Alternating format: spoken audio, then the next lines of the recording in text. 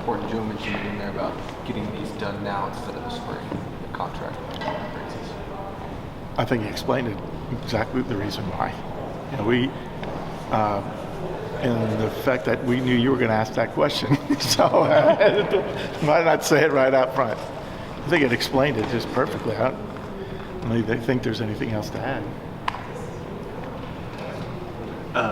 How is the climate for these kind of things, the contracts and things changed over the last couple of years as the really college athletics world has shifted? Well, we're in the most dynamic,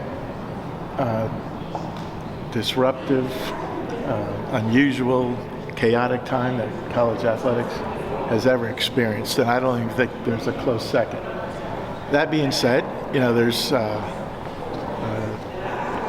challenges that we face that really don't have any previous blueprint or experiences to follow. I think what our leadership characteristic has always included is being thoughtful, proactive, looking over the horizon, trying to do things that we believe are in the best interest of the program and put ourselves in a better position, as we go forward. So if you think about that as a philosophy, that in part guides our decisions.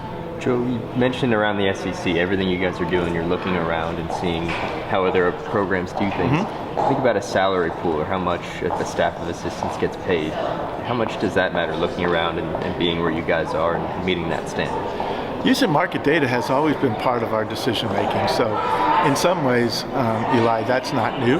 But now we have new comparators. And even though we're not yet a member of the conference, we're looking at all of that data as well and trying to make sure that, again, when we make decisions, they're the most well-informed decisions they could be at that time. Joe, what would you say it says about the job that Brent has done from a leadership standpoint to be in an off season where he had to replace 2 coordinators and yet you have all the rest of the assistant coaches coming back? I think it's huge, absolutely huge.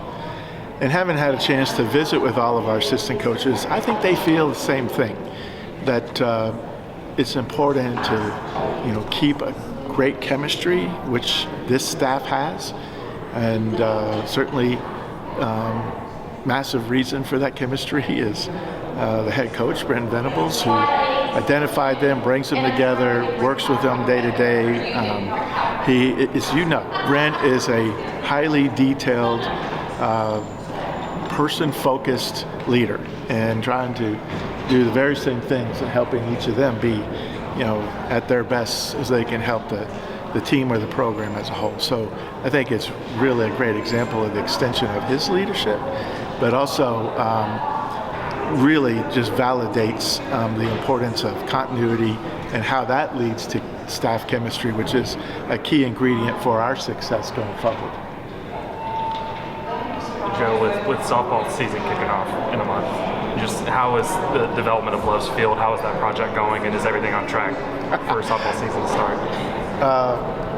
I drove through there with one of my deputies yesterday, Larry Nafee, and they are working feverishly. They have a March 1st functional occupancy deadline that everyone knows, because that's the first official game that will be played at Love's Field. And if you don't believe me, come over and look at Larry's car, and you can't believe all the mud over it. All over it is driving through the construction site after the rain we've had. But they were out there putting in seats yesterday. The scoreboard's going in. Some of this you can see from the street as you drive by, but it's really exciting. And talking with Coach Gasso, and I saw some of the players yesterday.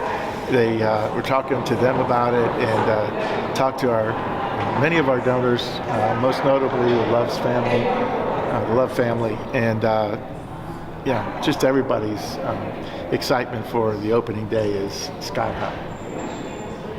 Mr. Castiglione, I think over the summer in Tulsa we talked a little bit about the new rules or some changes in the NIL collective world, and I was just hoping maybe you could give us a little update on things. I know there was a tragic scenario that occurred.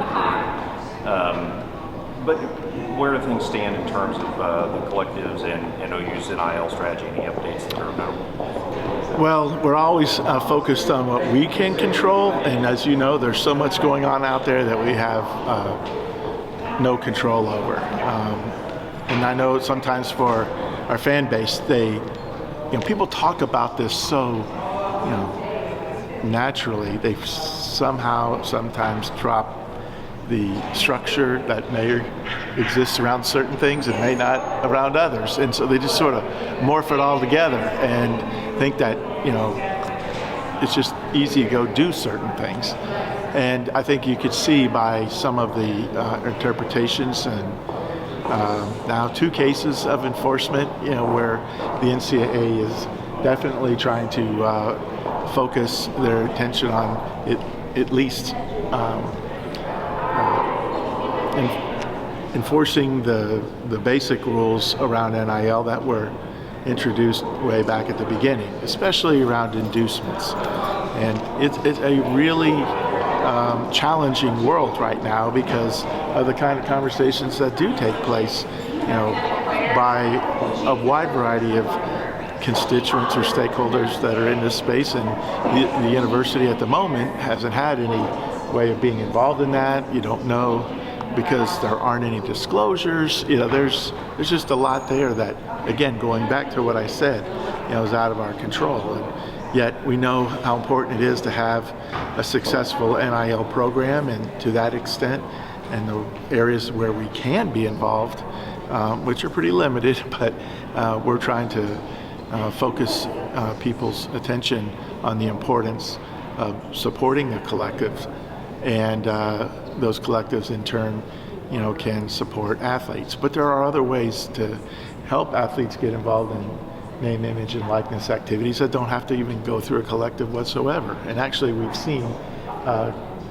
really robust activity around there, because now businesses are getting more comfortable, getting more used to it, and they have a direct opportunity to contact athletes and ask them to get engaged in some type of business arrangement with what they want.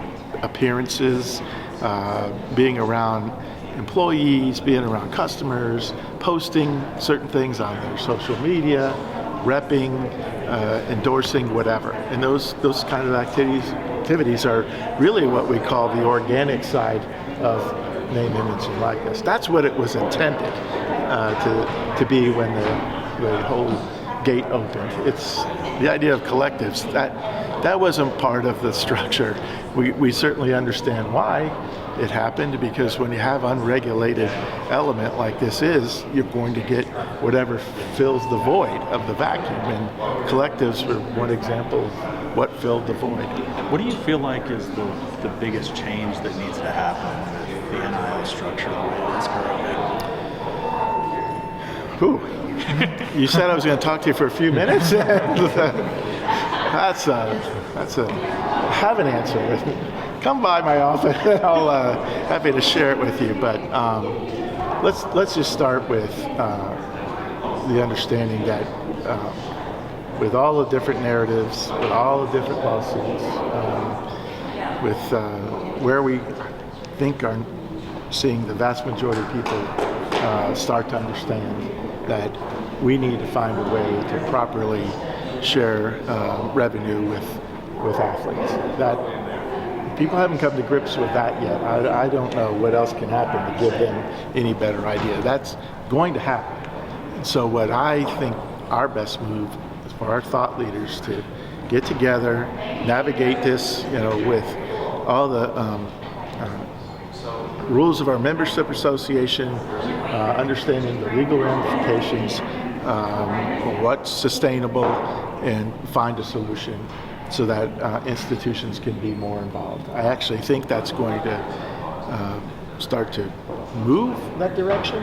I think if you watched what took place the last couple of days at the NCAA convention, you see some of the comments that are coming out of there by a number of people, including our leader of the NCAA, Charlie Baker, and I think with conference commissioners, people are working feverishly to try to find the right path toward that. And it's complicated. It's super, super complicated. And there are a lot of other external constituencies that want their hand into it as well. And so that makes it even more challenging. But, at the end of the day, we've got to find the path forward. And I think the path forward is definitely going to include institutions being more directly involved. So happy. And I've been talking about this. I think if some of you who were there at Big 12 Media Days, you were either there when I was speaking to several members of the media, or you heard my comments to the guys that were asking me about NIL. And so in July, I think I made my stance pretty clear what I think needed to happen. One person's opinion. And I'm very, very happy to see some of the work moving forward to help bring that about. Joe, the arena project, it seems like there was a delay.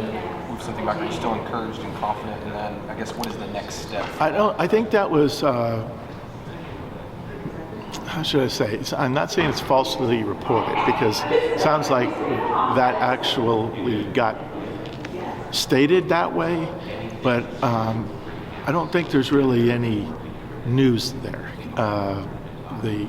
From what I understand, wasn't there at the meeting, but what I understand, that the action of the planning group really has followed what we expected.